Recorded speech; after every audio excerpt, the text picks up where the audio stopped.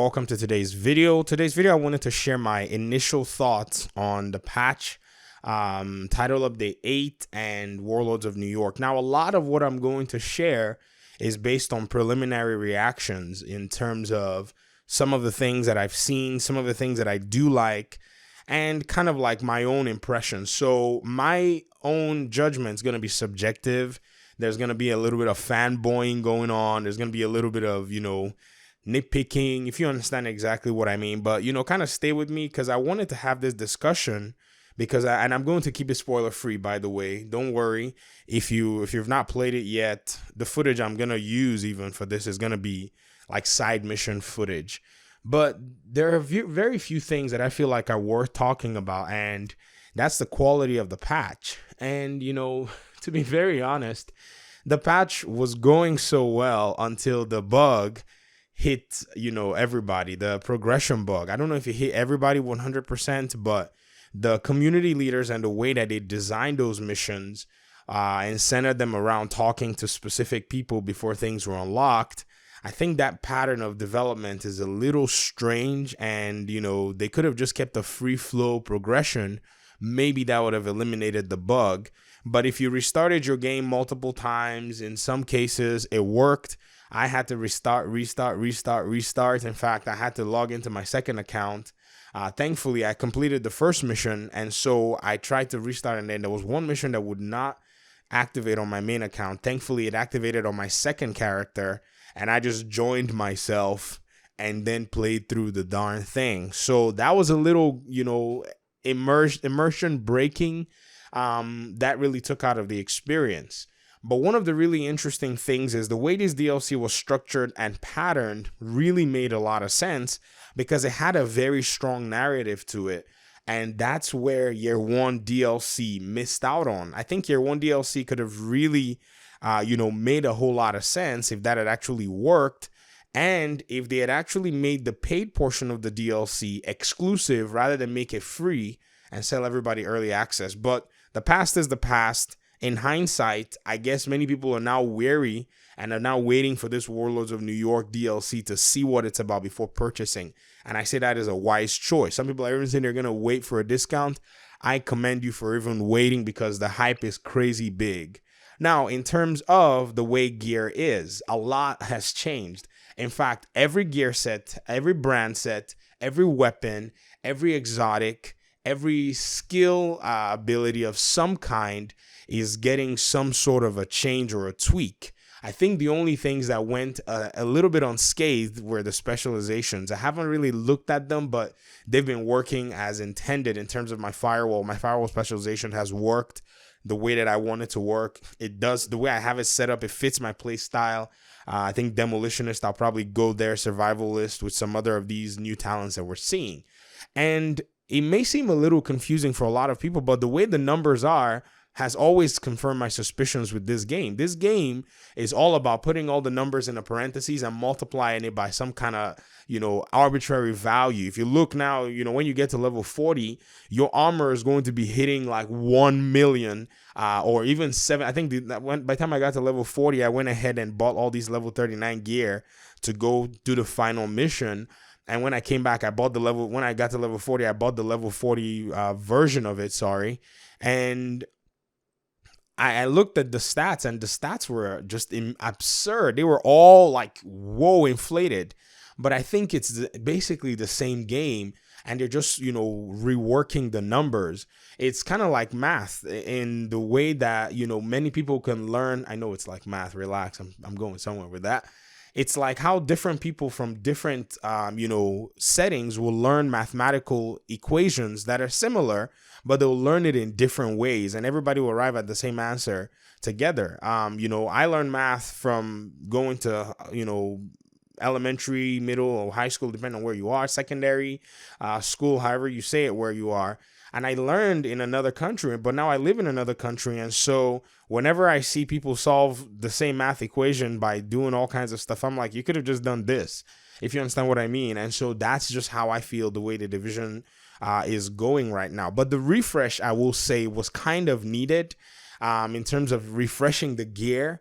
But then in terms of how the gear was refreshed, I don't know yet. So I can't judge right now to say, oh, okay, this is a good refresh. The way all the gear has been placed is actually great. No, but I can say though that it does at least bring something new for you to be able to play for, grind for, and it does make your gear look stupid.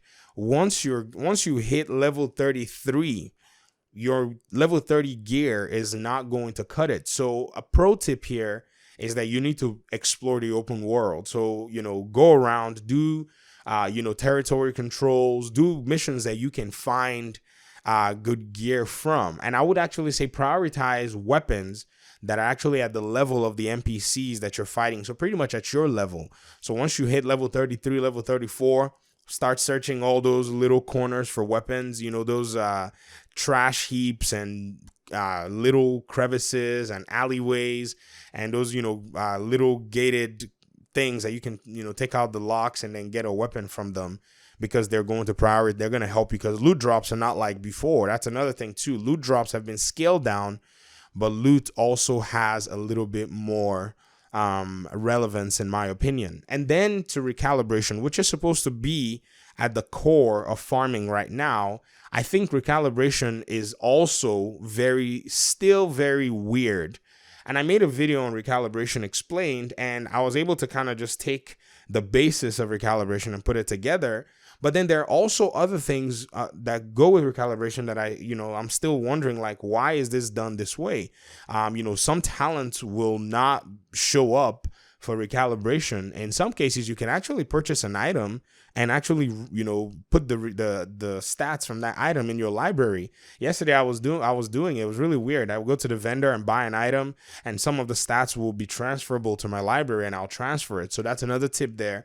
Hopefully, they don't patch that. That's actually, a thing, because it'll be nice for the vendors to be able to sell things that do have such a lasting impact, if you understand what I mean. So when there's a vendor update and somebody does a vendor update video, that makes a whole lot of sense. So you might see some vendor update videos on this channel, because right now, I think that might be a primary source of gear for a lot of people in terms of that, because, many of us have all this gear, have all these characters, have all this stuff that we've amassed from, the old patch, from when gear was dropping all over the place. And now we're going to see that gear actually become more valuable in terms of, currency when you sell them.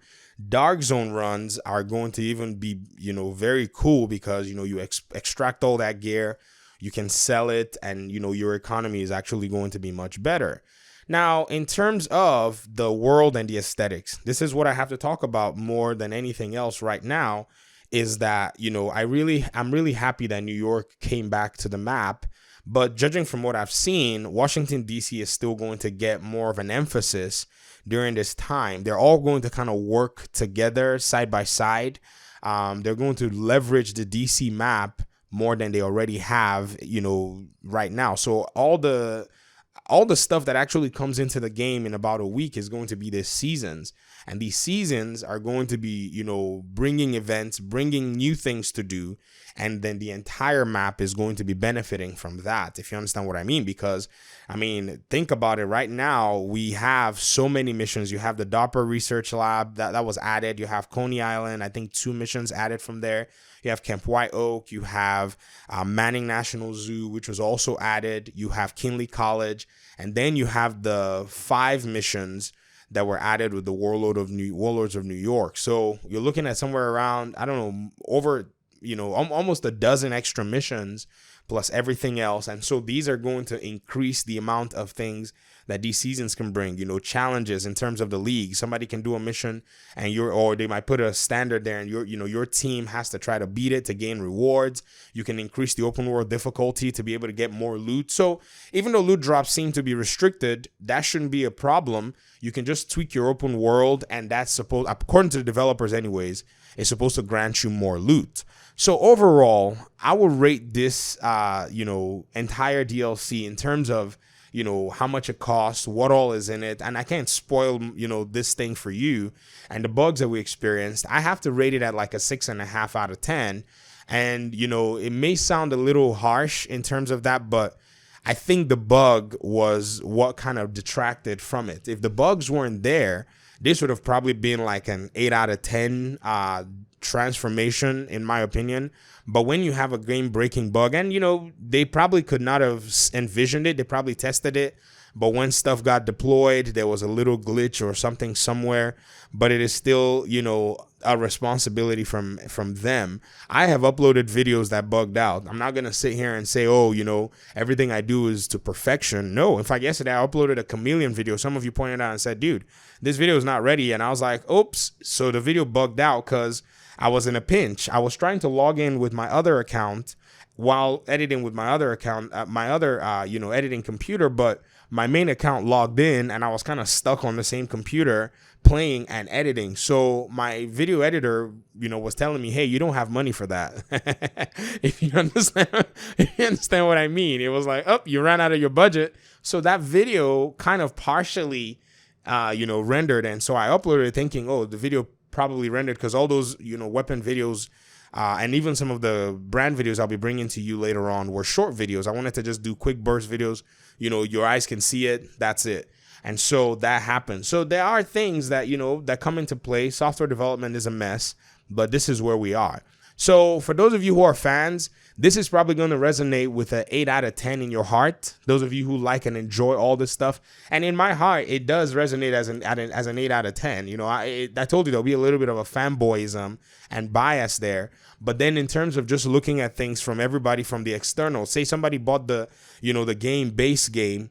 They used the light boost and leveled up to level 30, jumped into New York, and could only play one mission. What would they be saying at that? So $32 put in a game that's supposed to be a AAA title, and they could not play that. So that already ruined the experience for them to have to restart their game over and over again.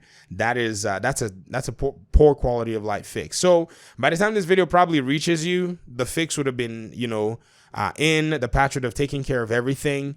But I think largely, even though the rating of this DLC seems to be all over the place, I think the Division 2 is heading in the right direction. I think if they continue with the seasons and they don't allow for too much room in between them, if you understand what I mean. So when they do 3 weeks for the seasons, they give about a week break and then they come back in. And why I say a week break is actually good is because there also is something called Combat League in Mortal Kombat 11. Many people don't understand how this is such a huge thing in terms of a game that's, that has reached endgame where they want you to continue to grind and gain new things. In terms of Mortal Kombat 11, it's more about bragging rights and it's more about getting skins that are exclusive to people who reach, certain milestones. And so when I saw seasons, I was like, this is definitely where this game needs to go. And the way that they do it in Mortal Kombat 11 is they do it for about 30 days, then they take a week break, and then another Combat League is on, which is pretty much a season because they're all called Season of this, Season of that, Season of this. So it's kind of crazy how we are getting seasons too. And many people may not understand how good this is until it starts to get implemented, and they're going to see that that's bringing players back to the game, that's keeping players in the game, and all of that good stuff. But let me hear your thoughts in the comment section. If you've reached level 40, I know many of you have. It was such a crazy grind. I got to level 40. Shade level 1 is where I'm at right now, and I have to kind of still do the same process for other characters, but as a much more slower pace. But I'll probably rush my shade level as well too, so I can make fun videos and all that good stuff. So let me hear your thoughts. Hit the subscribe button if you haven't subscribed to the Gaming Daddy channel, and I guess I'll see you guys in the next video. Peace.